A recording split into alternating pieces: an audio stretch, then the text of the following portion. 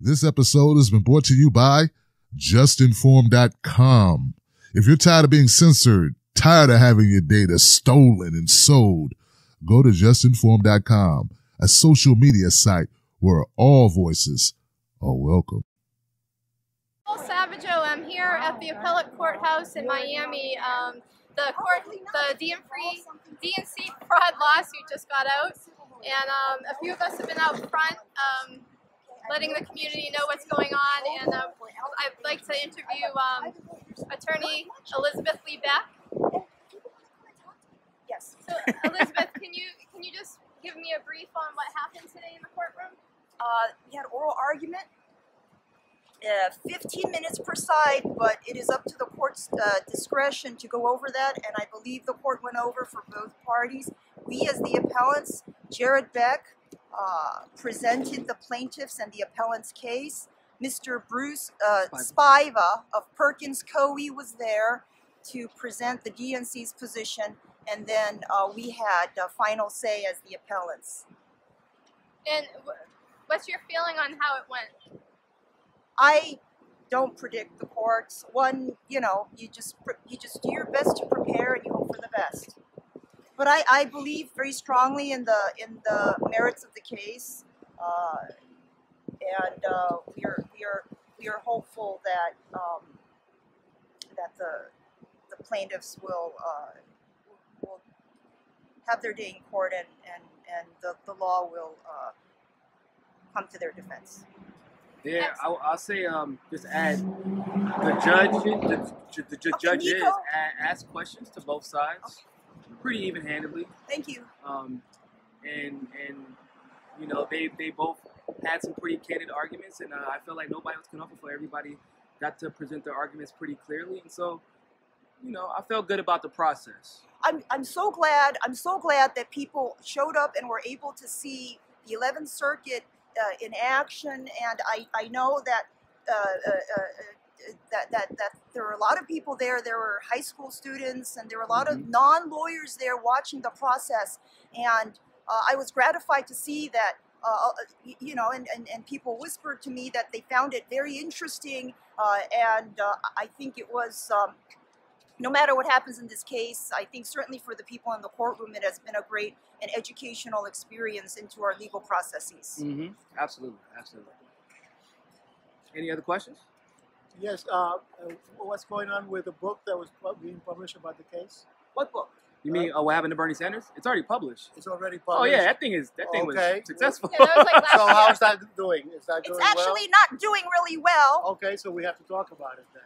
Yeah, thank you for your support. Okay. To those of you who bought the book, thank you very much. The royalty is piddly. I guess people, if you get defrauded, you'll donate $220 million. But if you write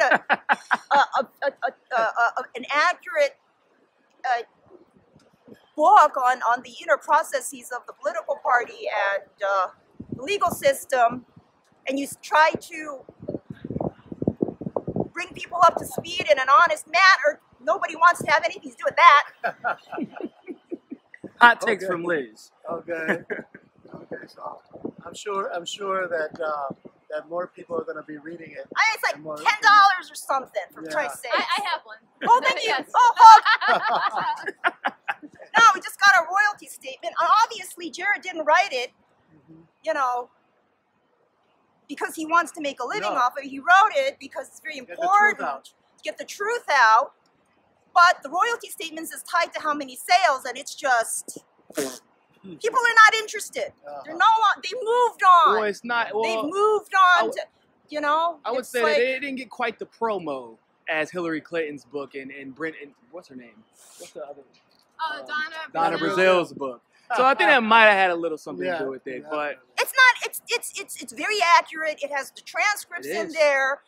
There's no rants. Okay, book Jared is different from Twitter Jared. Well, I wrote Santa Claus a letter to see if he brings me one for Christmas. Is this the North Pole Santa Claus or the Amazon Prime Santa or the Claus. Antarctica Santa Claus? I I hear weird things are going on in Antarctica. So I just have a question for you. Separate Oh, from the seriously. merits of the case, what do you feel like just being able to hear these arguments and hear how the courts work when dealing with cases that really will impact us politically going forward, Yes, whether sir. or not people want to admit it, how do you feel like it impacts us going forward? Just being able to hear the inner thoughts of these people.